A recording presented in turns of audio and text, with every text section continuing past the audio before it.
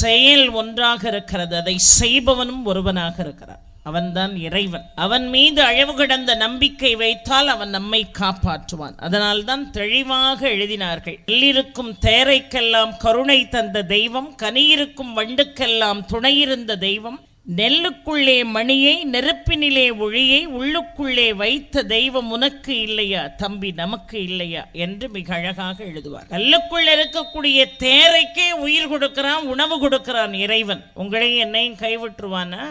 ஆக இறை சிந்தனை, இறை நாமம், இறைவனை சரணாகதி அடைய வேண்டும் என்கின்ற எண்ணம் இடையராது நம்முடைய மனசுல இருக்கணும். இன்னைக்கு ரொம்ப அழகா சண்முகன் அருள் முன்னிற்கட்டும் அலங்காரத்திலே அருணகிரிநாத சுவாமிகள் பாடுகிறார். நாள் என் செய்யும், வினைதான் என் செய்யும், என்னை நாடி வந்த கோள் என் செய்யும், கொடுங்கூற்று என் செய்யும், குமரேசன் இரு தாழும் சிலம்பும் சதங்கையும் தண்டையும் சண்முகமும் தோளும் கடம்பும் எனக்கு முன்னே வந்து தோன்றி. நாயால என்ன ஒன்னும் செய்ய முடியாது, கோளால என்ன ஒன்னும் செய்ய முடியாது, வினையால என்ன ஒன்னும் செய்ய முடியாது. எந்த துன்பத்தையும் என்னால தாங்க முடியும், எந்த துன்பமும் என்னை நெருங்காது அப்படிங்கிற நம்பிக்கை நமக்கு இருக்கணும். அப்படின்னா நாளும் கோளும் வினைகளும் கூற்றுவனும் நம்மை பின் தொடராமல் இருப்பான். யாரை வழிபட்டா? முருகனை வழிபட்டா. ஆனா எப்போ?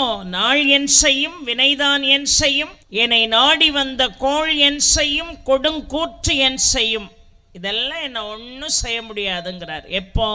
குமரேசனுடைய இரு தாழும் சிலம்பும் சதங்கையும் தண்டையும் சண்முகமும் தோளும் கடம்பும் எனக்கு முன்னே வந்து தோன்றிடினே.